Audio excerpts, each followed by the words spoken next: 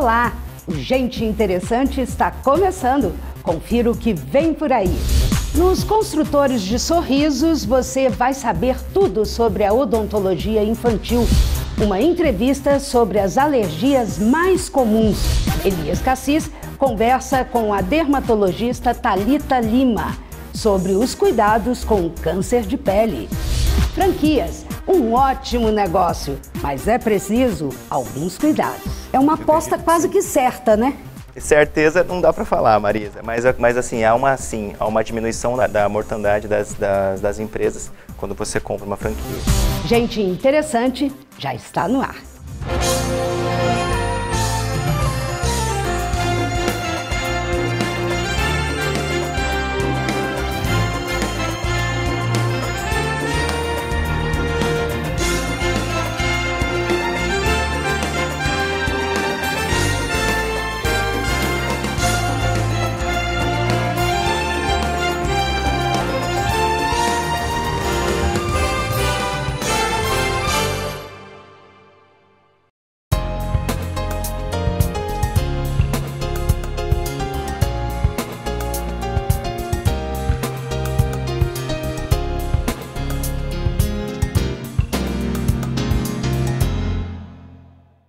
Olá, estamos com mais um Construtores de Sorriso. Hoje recebendo o Dr. Leandro Moreira Tempest. Ele é cirurgião dentista, ele também é especialista em odontopediatria, que é odontologia para crianças, e ele é formado pela Unesp de Araraquara. Ele é mestre em diagnóstico bucal, que nós vamos estar falando um pouquinho sobre isso, que são as enfermidades, sinais das enfermidades da boca. Também formado pela Unip em 2001.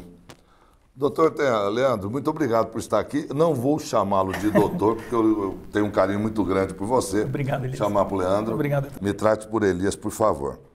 Eu gostaria de saber, dentro da odontologia, existem vários segmentos. Um deles é tão importante, tão relevante, que é a odontopediatria, de onde você traz tua grande bagagem de formação e é também um professor já, disciplina, um catedrático nosso há tantos anos na Unorp, e é uma disciplina encantadora. Me fale um pouquinho como é ensinar odontopediatria. Por que esse amor pela odontopediatria? Acho que o amor à odontopediatria vem quando a gente tem amor pelo ser humano e a gente começa a trazer o bem para as pessoas logo no momento que ela nasce. Então nós temos que admirar a gestante que está com uma criança dentro da barriga, o amor da mãe pelo próprio filho e querer levar essa saúde, levar o bem para essa criança. Então eu acho que o amor à odontopediatria começa pela gestante. E depois, sequencialmente, no cuidado, no recebimento do bebê, e tem que ser apaixonado pela vida. O que um dentista pode fazer por essa criança enquanto dentro do ventre materno? Olha, parece incrível, mas nós temos, Elias, uma odontologia chamada odontologia intrauterina. E é quando não é nada disso de que o dentista vai atuar dentro do útero da mãe com o microscópio, não. É a instrução da mãe, da família, dos cuidadores para receber essa criança num ambiente saudável, para que essa criança, num ambiente onde ela nasça, né, e se desenvolva com a família toda cuidada, tratada, a boca já descontaminada, minimização de risco de transmissibilidade vertical dos micro-organismos. Então isso que é a odontologia intrauterina. E você acha que os médicos pediatras, eles estão preparados a esse nível para dar, ou eles também estão atentos a essa contaminação cruzada entre mãe e criança, entre parentes e criança? Olha, os médicos, eles estão atentos sim, óbvio, né? Nós temos os infectologistas, nós temos os pediatras, né? Eles estão atentos sim, mas só o dentista que é habilitado para promover a saúde bucal. Então, o dentista é que ele tem a base do conhecimento a respeito da microbiologia, da transmissibilidade de uma doença dos dentistas, né? Que o dentista que cuida, que é a doença cárie. Então, o médico pode ajudar, sim, auxiliando, né, passando a informação. mas esse médico deve receber a informação do dentista. Um dentista tem que assistir uma aula, conversar com um amigo que esteja atualizado, né, para receber essa informação do dentista. Porque a gente entra, doutor, em muita controvérsia, né? Algum dentista amigo do médico pediatra falou uma coisa, mas sem muito embasamento científico. E vira lei. E acaba virando lei entre os médicos. Bem, na parte de uso de creme dental, quanto à quantidade correta, como se deve usar, se deve ter flúor ou não, se a água é fluoretada ou não, mas me responda isso depois dos comerciais. Nós vamos para um rápido intervalo e voltamos já.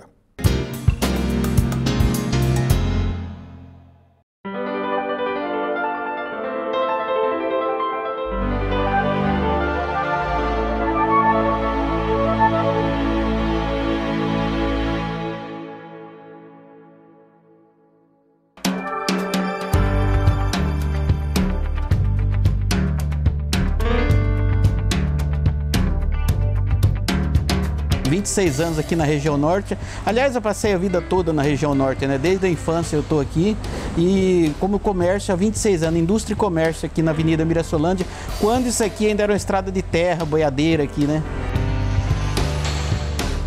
Tem que ter muita promoção para os clientes, principalmente na linha de estofados. A gente vai estar bolando brindes para os clientes que vêm comprar nosso aqui. Muita coisa boa vai estar acontecendo nesse mês de março. Os clientes podem vir aqui na loja que vai gostar muito.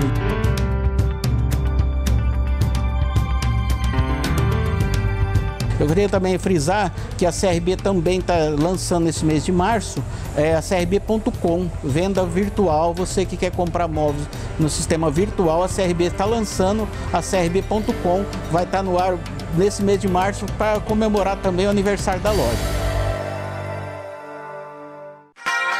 Vestibular 2015 UNORP. Agende já sua prova em data e horário de sua preferência. Inscrições online www.unorp.br. Telefone 3203-2500. São mais de 30 opções de cursos nas áreas de exatas, humanas e sociais, biológicas e saúde, entre eles os cursos de graduação tradicionais e os cursos superiores de tecnologia com duração entre 2 e 3 anos. São 4 cursos novos: biomedicina com habilitação em diagnóstico por imagem, engenharia ambiental, engenharia de alimentos e produção publicitária. O UNORP tem excelência no ensino e o menor preço do mercado. Unidade 1 localizada no Jardim Alto Rio Preto e Unidade 2 no Shopping Cidade Norte.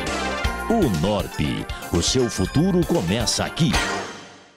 A nota fiscal que você deposita na caixa da AMIC, da Associação dos Amigos da Criança com Câncer ou Cardiopatia, é transformada em roupas, transporte, alimento e tratamento médico. Infelizmente, pessoas não autorizadas estão desviando a sua doação. Por favor, ajude a fiscalizar. Entregue a nota fiscal apenas para pessoas identificadas. Agradecemos a você e ao governo do estado por essa mãozinha. Você é um cirurgião dentista e quer ser um profissional completo? Seu lugar é na Unipós. São mais de 40 cursos de especialização em odontologia, corpo docente de mestres e doutores. Você quer qualificação profissional? Faça Unipós, pós-graduação em educação continuada de Rio Preto.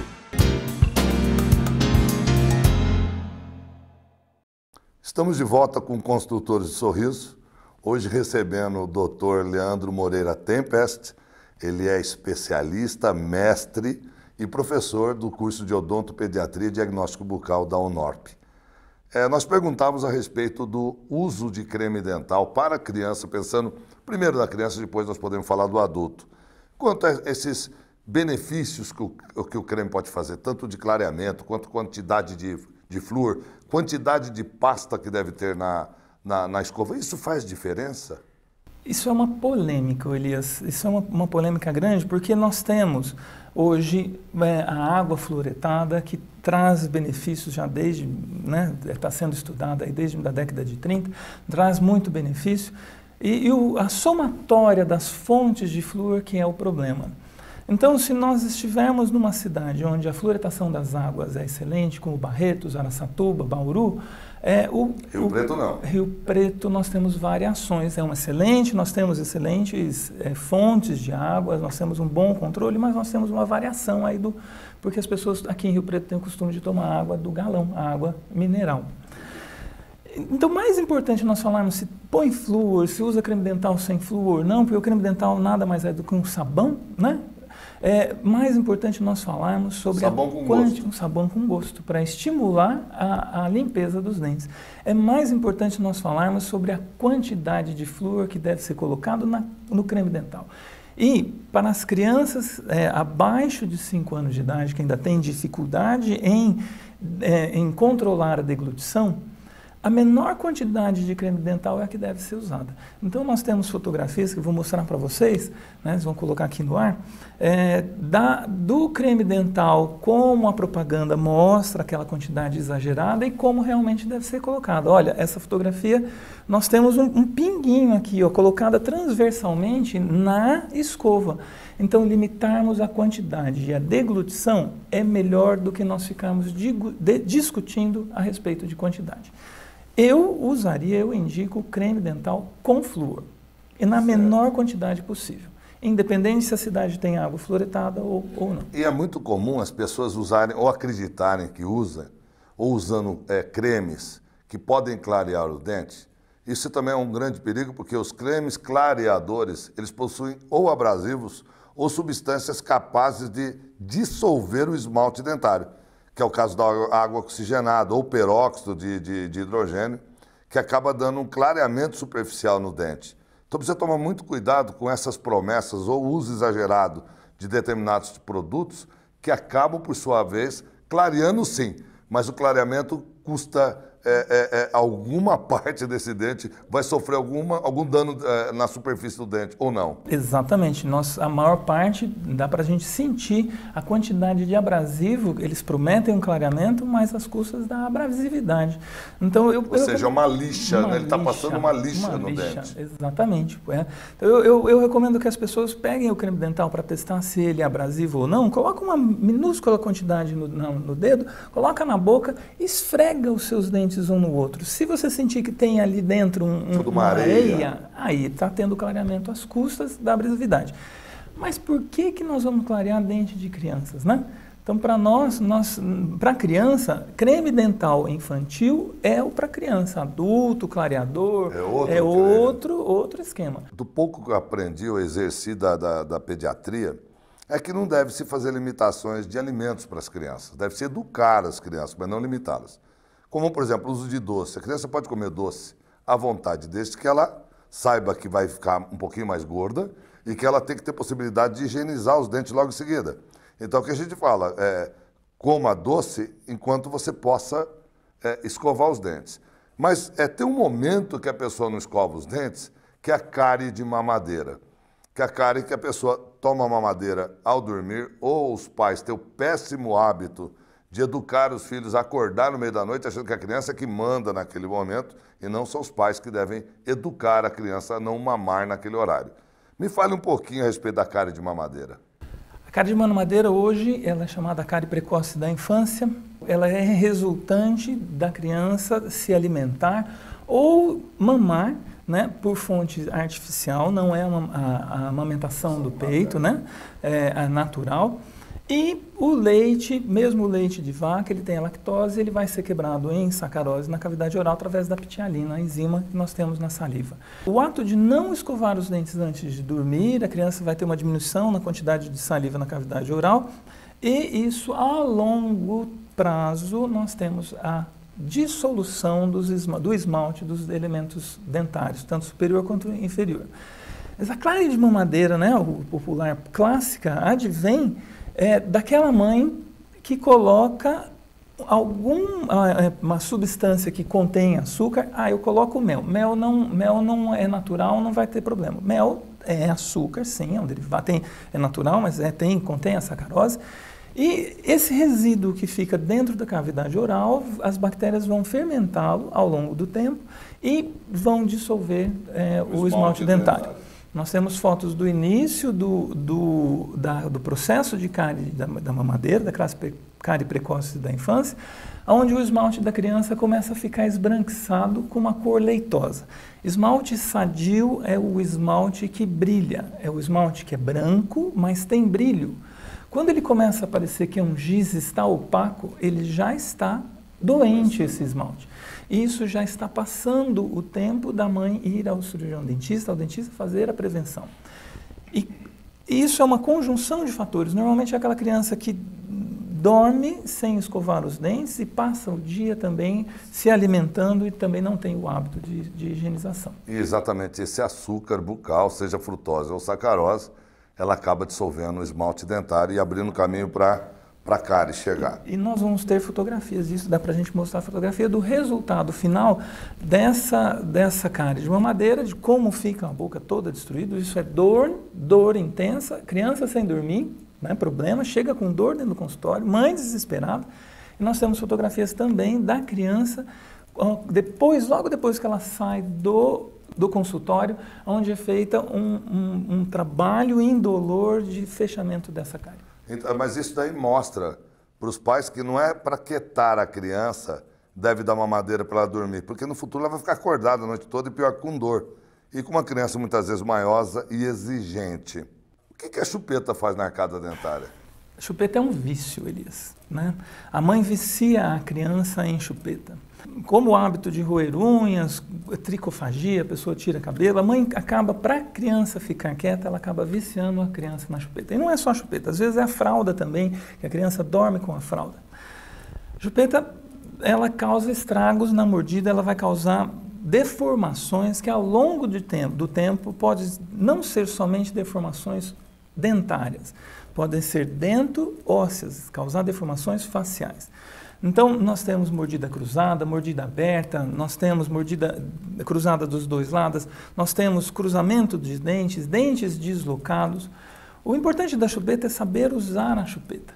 Então, nós temos uma técnica que a gente preconiza para os alunos, né, passarem para as mães, a gente fala sobre isso na odontologia intrauterina, que se a criança está inquieta, você coloca a chupeta e ela vai succionar. Quando ela parar de succionar, a mãe tenta tirar a chupeta da boca do bebê. Se o bebê está dormindo, permitiu que a chupeta saísse da cavidade oral sem acordar, pode tirar, deixa a criança dormir sem. Então a chupeta é um artifício que vai gerar um vício e esse vício tem consequências dentoalveolares a longo prazo. Bem, agora você sabe por que nossos alunos, os alunos do Dr. Leandro Tempest, são tão encantados com seus conhecimentos, com a sua condução. Se você tiver mais algumas perguntas, mande aqui para o nosso endereço eletrônico, nós encaminharemos e o Dr. Leandro te encaminhará a resposta pessoalmente. Dr. Leandro Moreira Tempest, muito obrigado. Eu que agradeço. Nós somos uma equipe que trabalhamos com amor, nós cuidamos do ser humano com uma visão holística de como ele é. O amor e o carinho é o que move a humanidade. Muito obrigado, doutor.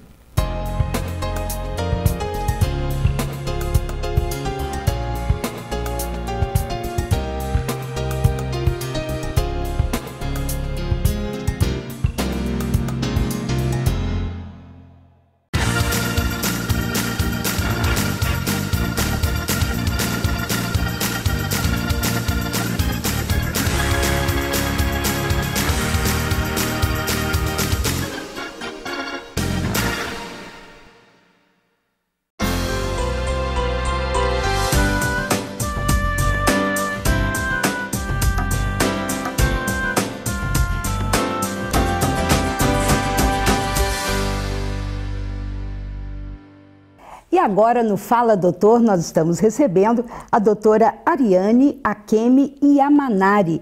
Ela que é médica formada pela Universidade de Marília, fez residência aqui na Faculdade de Medicina de Rio Preto e ela é alergista.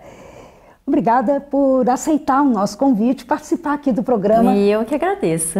Que coisa boa. Muito prazer. Eu vou começar perguntando que tipo de alergia, quais os tipos de alergia que existem e são os mais comuns? Temos vários tipos, né? As alergias respiratórias, que dentre elas temos várias doenças, as alergias dermatológicas, que são as cutâneas, temos alergias à picada de inseto, alergia ao látex, que agora está bastante emergente. Que são aquelas luvas de plástico? Das luvas, isso, que usam em procedimentos cirúrgicos, enfermagens. Tem gente que é alérgica? Sim, bastante gente. E aí, como que faz para resolver? Ou muda de profissão? O que faz? Ou tem tratamento? Não, existe um tratamento, existe para substituir também essa luva, que são as luvas de vinil. Elas substituem e a pessoa também não pode ter alergia a essas luvas. E isso a gente vê através de testes, né? Fizemos testes e a gente descobre qual alergia, que tipo de alergia que é, o que tem que ser evitado. No caso das alergias respiratórias, essa época tem as alergias mais comuns na época do inverno, mas também tem as do calor. Sim, a do calor sim, porque se chove muito também, pode criar os fungos, né, que a gente fala, o mofo, o bolor, que várias pessoas também têm alergia. Então também temos a prevalência também de alergias respiratórias, mas mais é no inverno mesmo que tem as respiratórias, né? Rinite, sinusite, asma. Isso. Asma é considerada também, tem a asma alérgica? Sim, a asma alérgica, a asma induzida por medicamentos, né? E tem a asma não alérgica também. E tem as alergias, você me falou em medicamento, que é exatamente, as pessoas às vezes nem sabem que se ela tomar, por exemplo, penicilina ou qualquer, né, outro tipo de coisa, é a mais perigosa? Também não, depende de cada paciente, né? Tem paciente, tanto que antes a penicilina benzatina, que é a benzetacil, tínhamos testes antes, mas como tanto o teste como você tomar a medicação vai ocasionar a mesma reação, não se faz mais teste. Mas ainda se anda com aquela carteirinha, sou alérgico. Quando a pessoa tem uma reação anafilática, que é a anafilaxia, é uma reação mais grave, né? Em que a gente tem edema de glote, pode morrer por sufocamento, a gente dá para o paciente e a gente prescreve kit emergência, que no Brasil ainda nós não temos muitas opções, né? O que é o kit emergência, doutora? Então, nos Estados Unidos nós temos a caneta de adrenalina, que é uma caneta assim, igual de insulina, o paciente passa mal, aplica, acabou. No Brasil ainda estamos recebendo, temos só uma marca no mercado só, mas ela é um custo alto, né? E ela tem validade, então não é muito, né, bom para o paciente. Então a gente prescreve um corticoide com antialérgico. Essa caneta, ela você não consegue, não tem acesso por exemplo, via SUS. Não, né? Via SUS você tem que ir para o pronto-socorro. Adrenalina hoje, SUS você vai para o pronto-socorro e lá o médico faz o diagnóstico na anafilaxia e faz a medicação, né? No caso das alergias, tem muita gente, a alimentação. Tem gente que come camarão e fecha, né, a glote. Eu tenho uma amiga que tem uma filha que não sabia, quase morreu comendo tomate. Outra com jabuticaba. É muito comum esse tipo de alergia?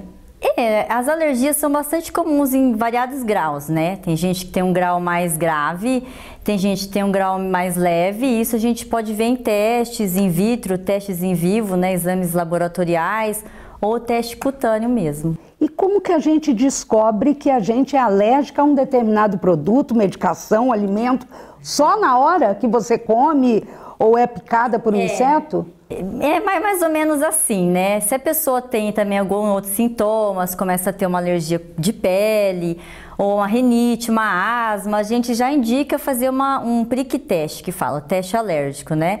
E lá a gente descobre algumas coisas. Não temos extratos de todos os alimentos, temos alguns extratos, os mais prevalentes, o que a gente pode tratar, né? Acompanhar o paciente. E tem também os testes de contato, que são os PET testes, que você gruda nas costas, e são outros tipos de alérgenos, né? Mas são mais comuns na alergia de pele, né? Relógio, eu não posso usar, infelizmente, adoro uma bijuteria, mas não dá.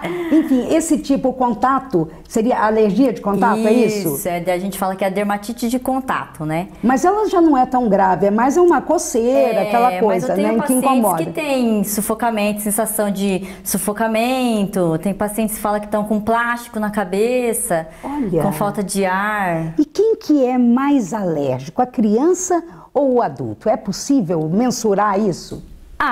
É assim, a prevalência do adulto é mais a dermatite, a alergia de pele, a maioria são adultos. As crianças são mais prevalentes nas alergias respiratórias, rinite, geralmente elas procuram o consultório por gripes de repetição, né? E a asma, mas é mais prevalente em adulto as dermatológicas mesmo. A alergia, ela tem cura? Não tem, ainda não. Temos a imunoterapia agora, que são as vacinas, né, que as pessoas falam. mas eles estão em estudo, são muitos anos de tratamento, custo altíssimo para se acabar o tratamento, então não é acessível a todos, né? E no SUS ainda não temos a imunoterapia, só em consultórios, e também depende de cada caso, também não é para todas as doenças, é mais para dermatites, rinite e asma só. Os convênios, eles pagam, por exemplo, esse tipo de tratamento de imunoterapia? Então, ainda não. Eles pagam os testes, né? Mas imunoterapia ainda não, porque é um tratamento em estudo ainda, né? Tem pessoas que fazem e não se sentem bem. Tem pessoas que fazem e ficam bem. Então... E o que é esse tratamento? Como que funciona isso? Você aplica? Como que é? Então, a imunoterapia tem várias. Tem a sublingual, que você aplica gotinha debaixo da língua. Tem a intradérmica, que você faz, né, subcutânea, que faz injeção. E agora saiu a intranasal, que você faz dentro das narinas. Eu gostaria que você falasse, assim, eu acho que basicamente... O que deve me levar, por exemplo, se eu comecei a me coçar muito durante uma semana, 15 dias, é bom procurar sempre um médico. Isso, Quais sintomas, né, de alergia? Alergia de pele são as manchas, às vezes as manchas ficam em relevo, que coçam bastante, o edema, né, que é o inchaço dos lábios, dos olhos, ou sentir o sufocamento. Tem as alergias respiratórias, a pessoa acha que está gripada. Eu tô com gripe, às vezes não é gripe. Fica ali o tempo inteiro coçando o nariz. Coçando o nariz, espirra muito, não consegue dormir de falta de ar. Quem tosse muito, acho que esses são os sintomas mais prevalentes. Comuns, né? Mais comuns. Bom, eu quero te agradecer muito, eu tenho certeza que a gente orientou muita gente, muito obrigada, né, no nosso programa aqui, nesse nosso bate-papo, esse Fala Doutor.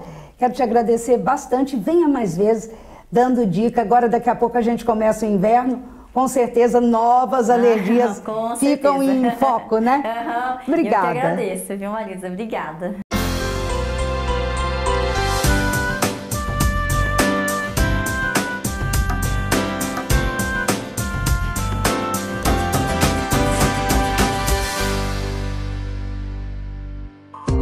Não saia daí, Gente Interessante volta já já com mais novidades para você.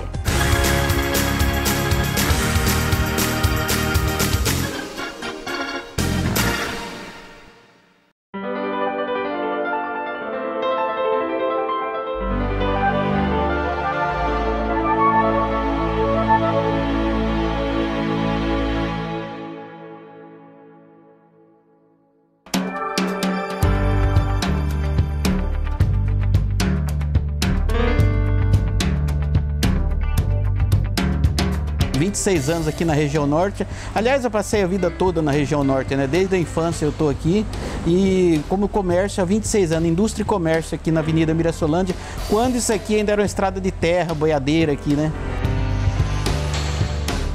Tem que ter muita promoção para os clientes, principalmente na linha de estofados. A gente vai estar bolando brindes para os clientes que vêm comprar nosso aqui. Muita coisa boa vai estar acontecendo nesse mês de março. Os clientes podem vir aqui na loja que vai gostar muito.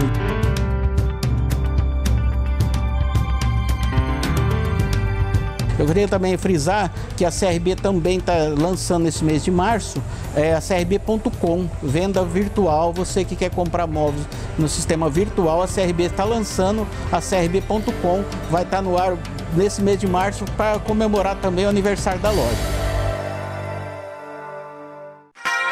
Vestibular 2015 UNORP. Agende já sua prova em data e horário de sua preferência. Inscrições online www.unorp.br. Telefone 3203-2500. São mais de 30 opções de cursos nas áreas de exatas, humanas e sociais, biológicas e saúde, entre eles os cursos de graduação tradicionais e os cursos superiores de tecnologia com duração entre 2 e 3 anos. São 4 cursos novos: biomedicina com habilitação em diagnóstico por imagem, engenharia ambiental, engenharia de alimentos e produção publicitária. O UNORP tem excelência no ensino e o menor preço do mercado. Unidade 1 localizada no Jardim Alto Rio Preto e Unidade 2 no Shopping Cidade Norte. UNORP, o seu futuro começa aqui. A nota fiscal que você deposita na caixa da AMIC, da Associação dos Amigos da Criança com Câncer ou Cardiopatia, é transformada em roupas, transporte, alimento e tratamento médico. Infelizmente, pessoas não autorizadas estão desviando a sua doação. Por favor, ajude a fiscalizar.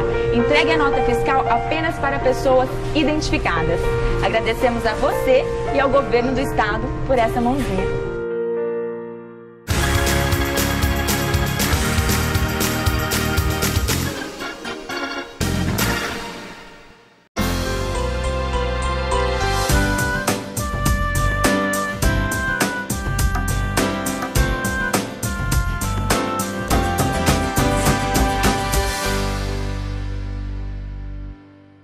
Olá, estamos com mais um Fala Doutor, hoje recebendo a doutora Thalita Lima Ferreira. Ela é médica, dermatologista e atende aqui em Rio Preto na Clínica Derme. Nós vamos estar falando um pouco de pele, de tratamentos da pele, mas um pouco mais além. Engajado naquele programa que nós já anunciamos da Seja Vivo, do projeto Seja Vivo, Faça Diagnóstico Precoce, hoje nós vamos ter um pouco mais de informação da doutora Thalita a respeito de câncer de pele. Doutora Thalita, obrigado por ter vindo no nosso programa. Doutora Thalita, em relação aos cânceres mais fáceis de ser diagnosticado, existem os cânceres de pele, que são classificados os cânceres mais fáceis. Visivelmente, a pessoa pode observar alguma alteração na cor, na forma. Quais são as observações que rotineiramente um cidadão comum ele pode identificar que tem alguma coisa errada com a pele dele? Então, são as lesões que surgem no decorrer da vida na pele e as que se transformam no decorrer da vida. Existe uma regra que é uma regra simples, que chama a regra do ABCDE, que a gente usa muito para as lesões que são pigmentadas, que são mais escuras, né? Principalmente para a prevenção do melanoma, que é o câncer de pele mais grave, o mais terrível, mas graças a Deus é o que tem o menor número de incidência dentre todos os cânceres de pele. E essa regra é simples, né? A é de assimetria, então uma lesão que é assimétrica, que não é simétrica na sua forma, seria uma lesão suspeita de malignidade. B, de bordas. Bordas irregulares seriam um aviso de que alguma coisa não está muito bem. C, cor. O ideal é que a pinta, a lesão na pele tenha uma cor só. Se ela tem várias cores, marrom claro, marrom escuro, preto, vermelho, isso é um sinal de alerta. D é diâmetro. Lesões maiores do que 5 milímetros, em alguns casos eles consideram 6 milímetros, significaria que ela cresceu ou que já é uma lesão maior e teria um risco maior de se transformar num câncer de pele. E E é evolução. Então a gente tinha uma pinta, a gente tinha uma verruga, uma lesão que tinha um tamanho, tinha uma forma, tinha uma cor e passados alguns meses ou anos, ela se transformou em com outra característica. Então essa evolução pode ser um sinal de alarme. Entendi. A senhora me falou sobre o melanoma. Ele, apesar de, felizmente, ter uma incidência menor, ele é o mais agressivo e pouco responde a qualquer tipo de tratamento. Pessoas podem ter um melanoma e visivelmente uma mancha e não perceber ou passar desapercebido esse melanoma? Não, no geral ele tem que, exceto se ele for de algum órgão interno ou uma metástase de uma lesão que passou despercebida ou foi retirada de uma forma errônea que não foi para uma biópsia, para uma análise de laboratório, né? Mas ele normalmente é visível. Então a gente tem uma mancha vermelha, porque ele pode ser sem cor. Então existe um melanoma amelanótico, que não tem a melanina. Esse é um diagnóstico mais difícil. Mas normalmente é uma lesão pigmentada. Então é uma lesão acastanhada, uma lesão enegrecida. Então sempre ela vai ser visualizada na pele. Então essas informações que muitas vezes nós temos, eu mesmo perdi um amigo alguns anos atrás e ele dizia, Elias, eu tinha uma mancha na planta do pé, mas nunca me dei conta, fui ao médico, ele nunca observou. E eu fui para a praia e acabei machucando essa mancha. E ela virou um carcinoma, um melanoma no caso. Ela precisou amputar a perna e ele foi a óbito num tempo assim avassalador, muito rápido. Tive outras experiências com melanoma também no exterior, que eu conhecia a pessoa. E o câncer, ele é uma doença que deixa você saber que você está morrendo. Esse que é o problema. Então isso não procede, essa informação dele. O que acontece é o descuido. Às vezes a lesão estava ali, porque o melanoma tem um crescimento mais rápido do que os outros cânceres. Os outros cânceres que a gente fala de não melanoma, que é o carcinoma basocelular ou o carcinoma espinocelular, que são os mais comuns, graças a Deus, de certa forma menos agressivos, o melanoma pode passar despercebido. Então era uma pinta, porque a gente pode ter uma pinta de nascença, a criança nasceu com aquela pinta, com aquele nevus, vamos dizer, que é a pinta, e ela se transformar em um câncer de pele anos depois, né? Então, não significa uma pinta de nascença, não significa que ela é boazinha. Então, o câncer pode ter vindo de uma transformação de um nevus, de uma pinta, em uma lesão. Doutora, me responde uma coisa. Eu gosto muito de tatuagem, acho lindas as tatuagens, algumas são até provocantes, extremamente sensuais. Mas elas não podem mascarar um pouco essas manchas? Pode, de certa forma sim, porque elas podem mascarar uma mancha ou uma pinta com a pigmentação e o dono da tatuagem não perceber a evolução dessa pinta. Então essa pinta pode crescer, mas estar camuflada pelas cores da tatuagem. Então teria um perigo, né, um receio de se fazer uma tatuagem no local onde tem uma mancha, onde tem uma pinta. Deve ser muito bem analisada por um dermatologista para saber se é uma lesão suspeita ou não. Bom, nós temos várias lesões que se tornam malignizáveis ou que são capazes de transformar num câncer, como é o caso do sol, o caso de alguns produtos. Eu gostaria que a senhora respondesse isso, mas depois do intervalo. Nós vamos um minutinho, já voltamos já já.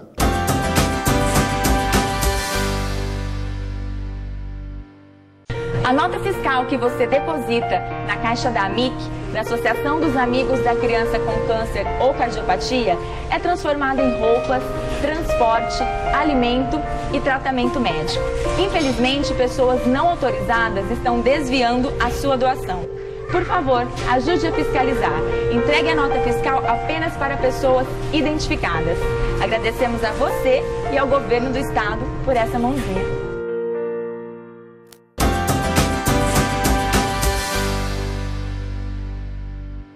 Olá, estamos de volta com Fala Doutor. Hoje recebendo a doutora Thalita Lima Ferreira. Ela é médica dermatologista e atende aqui na cidade de São José do Rio Preto, na Clínica Derme. Nós estamos falando sobre prevenção de câncer. Pele mais fácil de diagnosticar, ou pelo menos mais visível. E nós falamos também que não são todas as manchas que são malignizáveis e existem também ações do dia a dia, que nem raios do sol, influência de algum produto químico.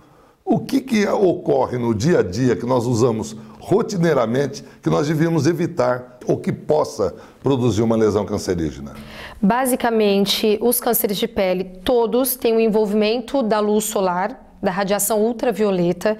Esse é o principal fator causador do câncer de pele, né? Então, o mais importante de prevenção no câncer de pele seria evitar a radiação ultravioleta, então tomar muito cuidado com a exposição solar e o uso de um filtro solar, de um protetor solar, além de outras medidas que funcionam como barreira para proteção solar. Alguns cânceres de pele estão relacionados a genodermatoses, que são doenças genéticas da pele congênitas, que favorece o aparecimento de um câncer. Então, existem algumas síndromes, algumas doenças que favorecem o câncer de pele, mas é mais raro.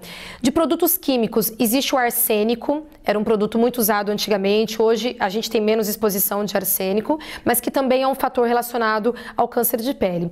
E feridas de longa data, queimaduras na pele, por qualquer motivo de queimadura, cicatrizes provocadas por queimaduras também são mais favoráveis ao desenvolvimento de um câncer. O que a gente vê muito, pessoal, nós somos numa zona agrícola, ruralista por essência, a pessoa se expõe muito ao sol, independente de regiões litorâneas que as pessoas acabam aproveitando o sol como um lazer. Mas o sol, por exposição contínua, ela atinge marcadamente o lábio inferior, né? É onde ela se expõe mais. Além da rotina que devemos estar usando, hoje até a gente vê que os pecuaristas aprenderam a andar com o batonzinho dentro do porta-luva, com o protetor solar, para se proteger realmente dessa radiação. Mas eu gostaria que a senhora me dissesse algumas coisas. Qual a razão de um câncer de pele não produzir metástase e o câncer ligeiramente na linha do vermelhão do lábio, ele já ser muitas vezes letal, de difícil tratamento? A gente fala que os cânceres de pele que acometem mucosa, então o lábio, o vermelhão do lábio é considerado uma mucosa pra gente. A mucosa ela é mais irrigada, é mais vascularizada, então é um tecido que é mais rico em vascularização, em vasos sanguíneos. Isso favorece a disseminação do câncer. Então essa é a grande diferença entre uma mucosa e a pele que não é uma mucosa. A mucosa ela não tem a queratina. Então, uma pele queratinizada, que é uma pele que tem no resto do corpo, que não é mucosa, é levemente mais protegida do que a mucosa sem a queratina. Muito bem. Como uma palavra de orientação geral, pontual para a nossa audiência, para procurar um dermatologista, quais são os sinais claros que a senhora já expôs sobre o tamanho, forma e cor, mas entre as lesões que são verrucosas, as lesões que são elevadas ou as depressivas? Qual aquela que chamaria maior atenção, que indicaria que a pessoa deveria ou deve procurar um dermatologista com a maior brevidade possível? O câncer de pele ele pode ter diversas caras e diversas formas. Então, todas as lesões, as verrucosas, as planas, as que são afundadas, que a gente fala atróficas, vermelhas ou escuras, pigmentadas, todas merecem uma observação e todas as pessoas que têm essas lesões devem procurar um dermatologista para fazer um segmento, para fazer um check-up, nem que seja anual, para que seja avaliado essas lesões. Mas todas as lesões podem ser um câncer de pele, então todas teriam um risco potencial de câncer de pele. Doutora Thalita, muito obrigado pela sua entrevista. Doutora Thalita Lima Ferreira, é gente interessante.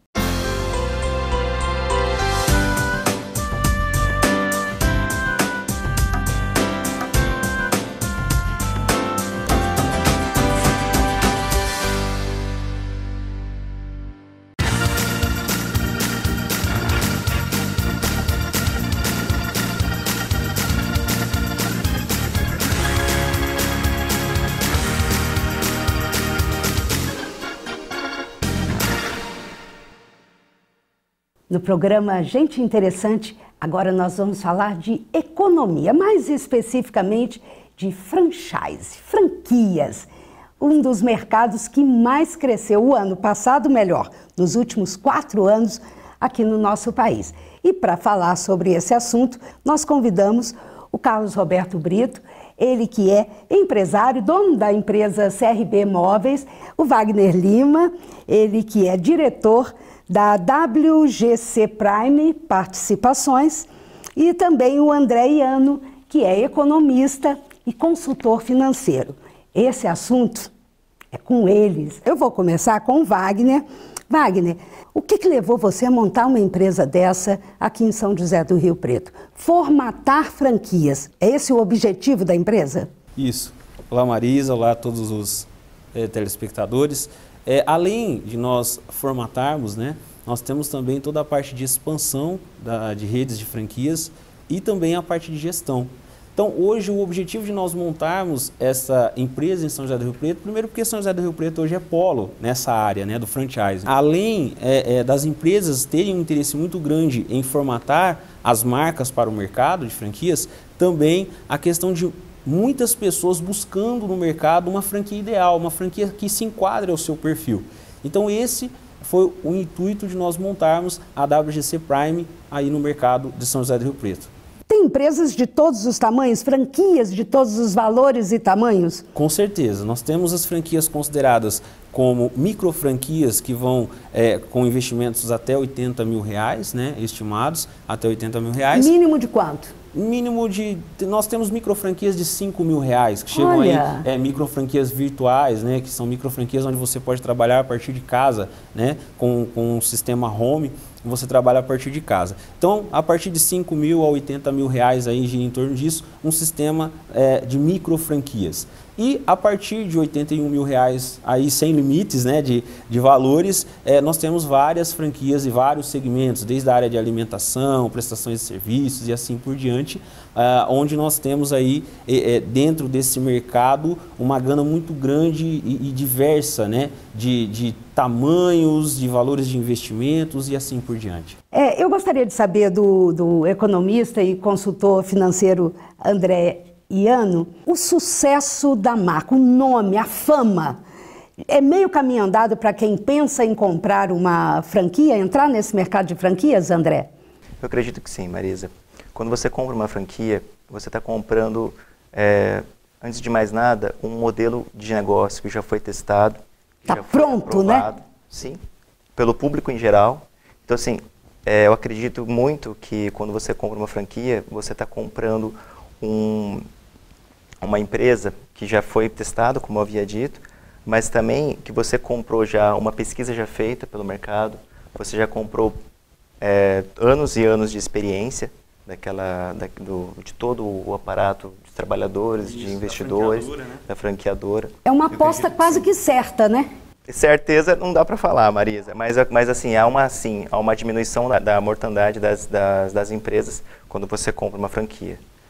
O Carlinhos, você da CRB Móveis, há 26 anos no mercado, por que você resolveu entrar nesse mercado de franquia? Você está antevendo, porque é um mercado que está crescendo absurdamente, o Wagner até tem os números também, o André, tem mais de 700 mil empresas no mundo, não é? Franqueados, o Brasil está só com 120 mil. Então, você já está enxergando longe, Carlinhos? Exatamente, Marisa. A gente está olhando o mercado, né? E o mercado propulsor que está crescendo. E nós entramos nesse mercado. Eu com o Wagner vem conversando há 2 anos sobre montar esse escritório. E deu certo de montar no final do ano passado. Já estamos com várias empresas no escritório, formatando. Outras já estamos vendendo. Então, o mercado que cresce muito.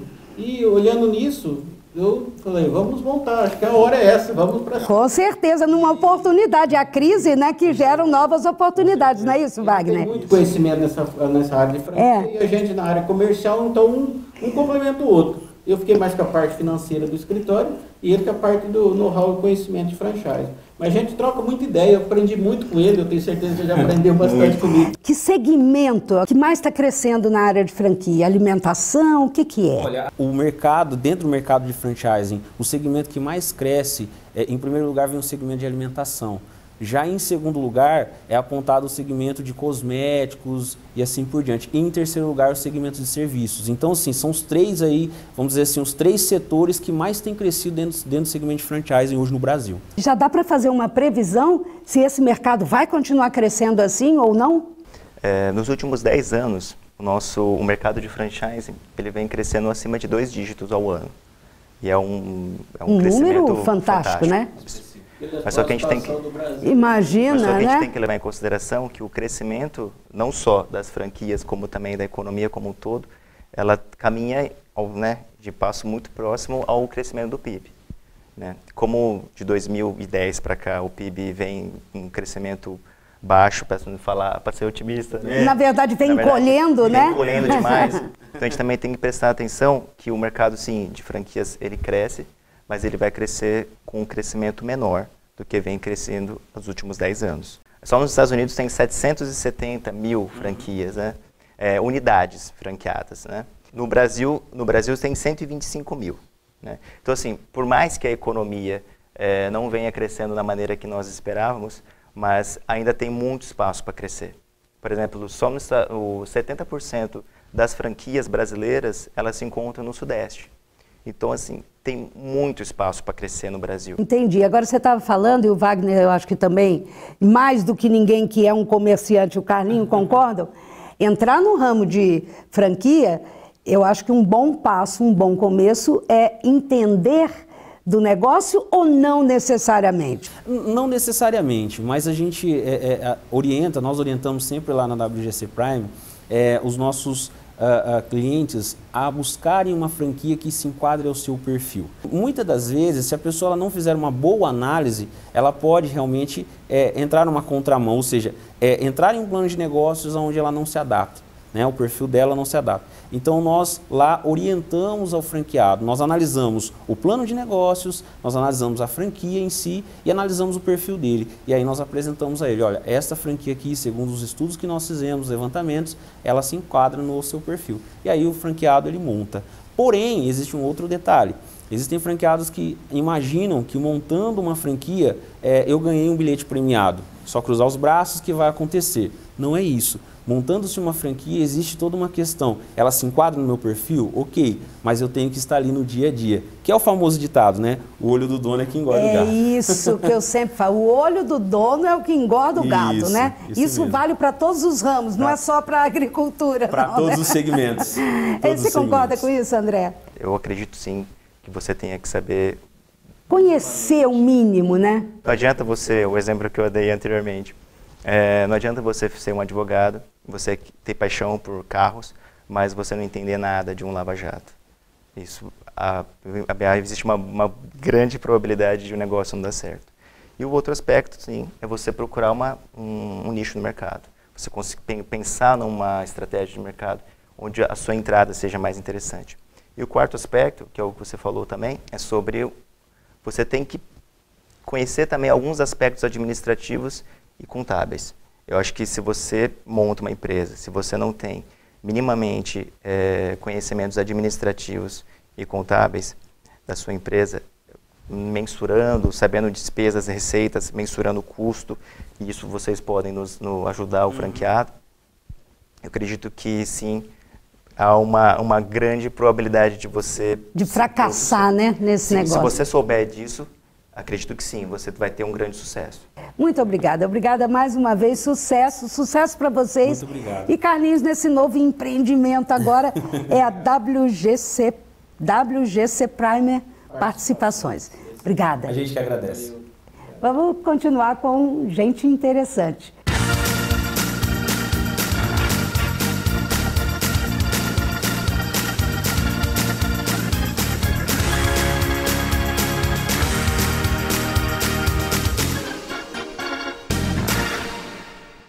Agora o assunto é moda. E quem entende de moda é Vanessa Issas, a dona da moda.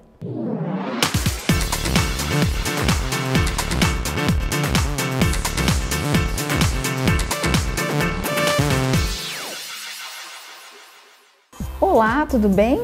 No nosso encontro de hoje vamos falar um pouquinho sobre o que está rolando no mundo da moda. E eu não poderia deixar de falar sobre a Semana de Moda que aconteceu em Paris.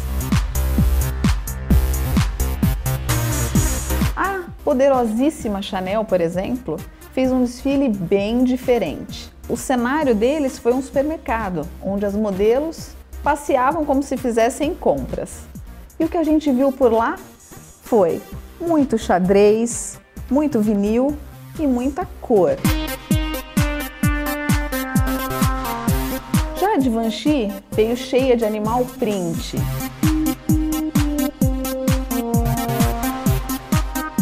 Muito animal print em diferentes texturas e tecidos. E a coleção veio muito feminina, muito delicada. O comprimento das saias até o joelho e, de novo, a cintura bem marcada, que a Chanel veio com muita cintura marcada. E muita pele também, a lapela bem volumosa. Já a Louis Vuitton veio com uma coleção bem anos 60, os vestidos mais curtos, a cintura de novo bem marcada, com uma leve abertura que vem a partir da cintura. Eles mostraram muito couro, o bege, o vermelho, o preto. A Valentino também veio com um desfile bem cara de época, anos 60, anos 70. E o que a gente pôde observar é pelos cortes, o tecido, as cores, mais um desfile de encher os olhos. Bom, resumindo, por lá a gente viu uma mistura de tudo, mas claro, com muita elegância e um toque bem moderno. E o que a gente vai ver pela rua é muito veludo, muita pele, muito couro e a cintura bem marcada. Muita cor também. Bom, por hoje é só. E se vocês quiserem mandar alguma sugestão de assunto para a gente falar aqui no programa ou perguntas, é só entrar no site www.donadamoda.com. Até o nosso próximo encontro. Tchau!